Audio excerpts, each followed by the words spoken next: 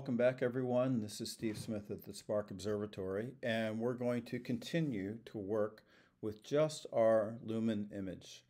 Lumen is the detail in your final astrophotograph. The other filters that you use, RGB, and if you're using narrowband, contribute only to the color. So we want to see how much detail we can bring out in our lumen image. So the last thing that we did was we applied the ABE, automatic background extractor, and yes, the background still looks messy and foggy. We're going to clean that up a little bit later.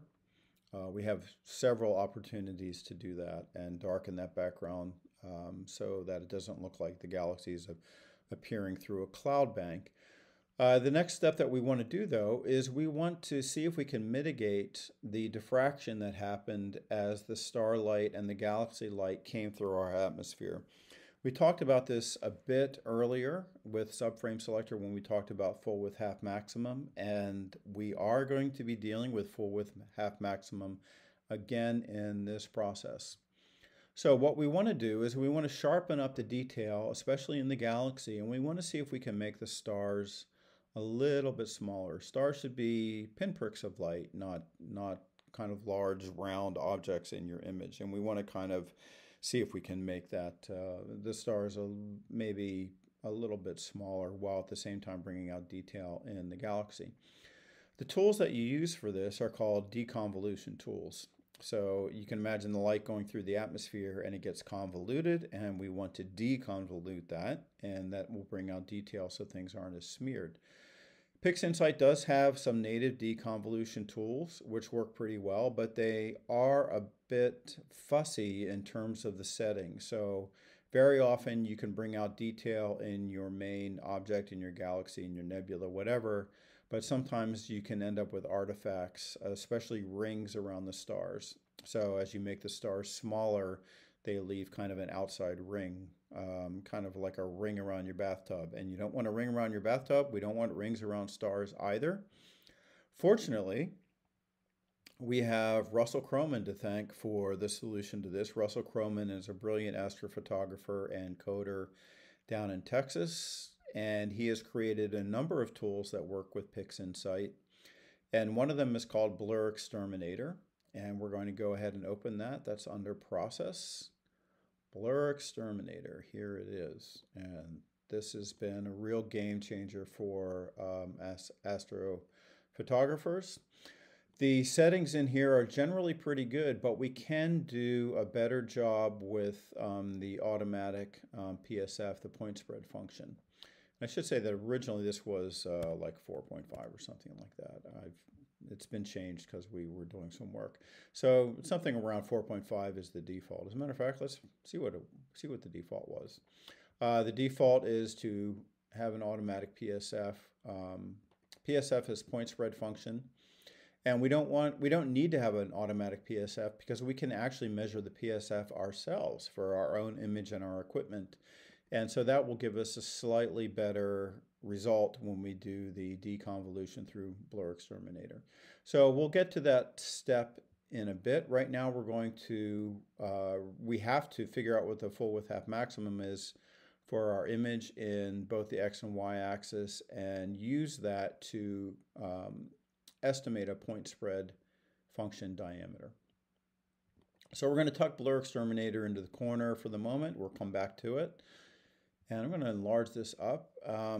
We want to get the full width half maximum, and we can do that by looking at the whole image. But really what we want is just stars. So this is an opportunity for us to create what's called a preview window in PixInsight. So you can see that there's a preview menu up here, and you can create a new preview by going here, but then you have to put in exactly where you want it. So this is going to make a rectangle or a square, and you can put in the X and Y values here, but there's a better way to do it than through here, which is simply to draw where you want the preview to be.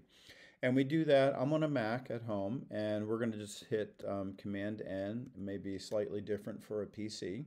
And you can see that the cursor now changed. It's got this little rectangle guy to the lower right. of the main icon, and we're just going to draw a rectangle around a group of stars.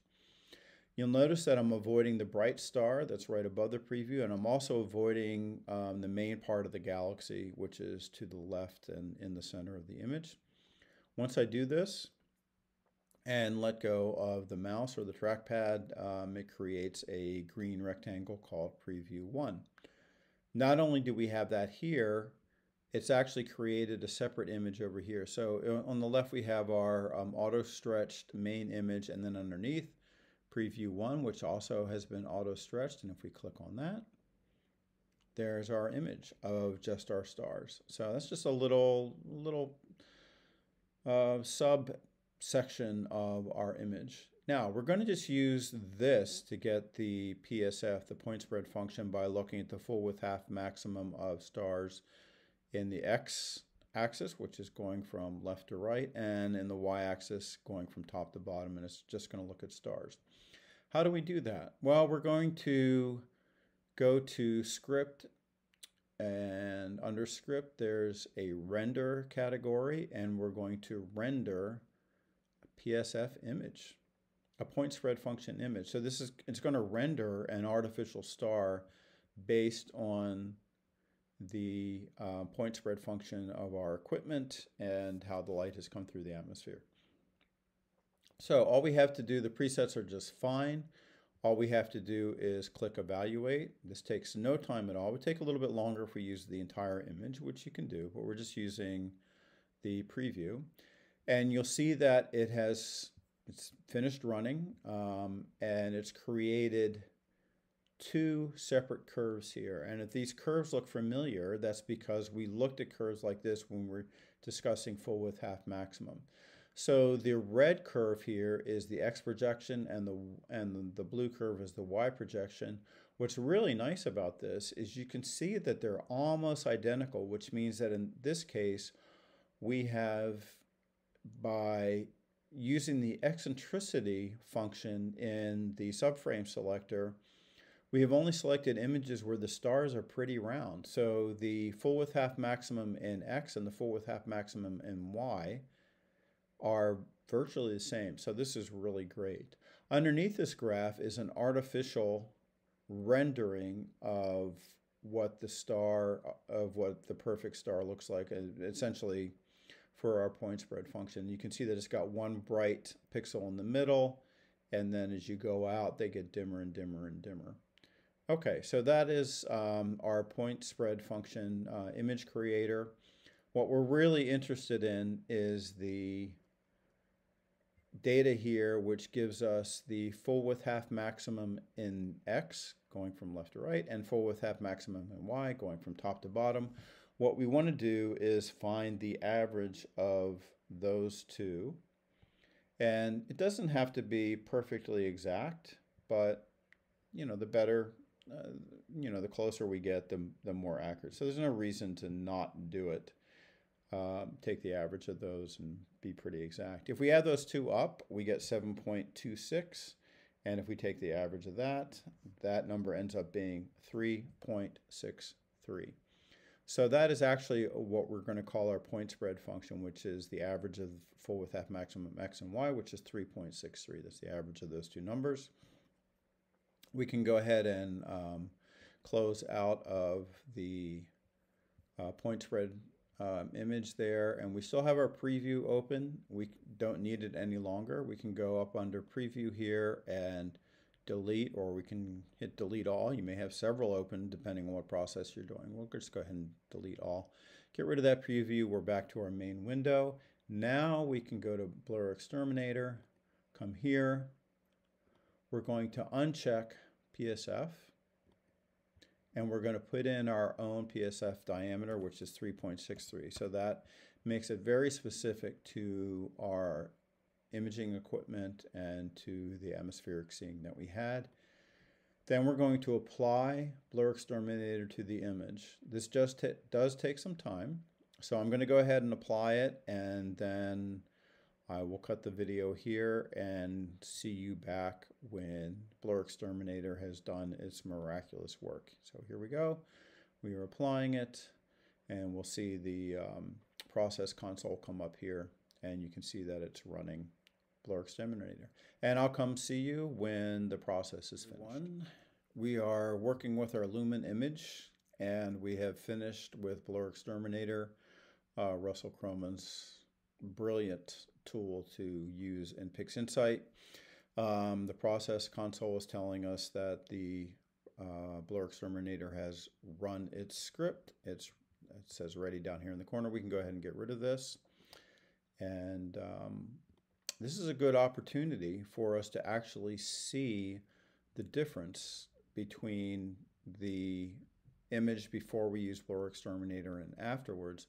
And we can do this by going up under image, and we can undo. So you can undo a bunch of processes. When we undo BlurXTerminator here, we can just see with the general image what a difference it makes. And so there are two areas I want to look at here. I'm going to blow this image up a bit. And you know, the galaxy is really where we want to see some detail. And so I'm just going to, I've blown it up to where we can see kind of the edge of the galaxy here.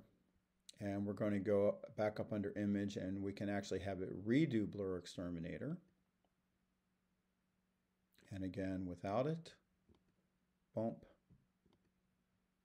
We can go back and forth, and you can see that it's also Control-Z or Control-Y on your keyboard.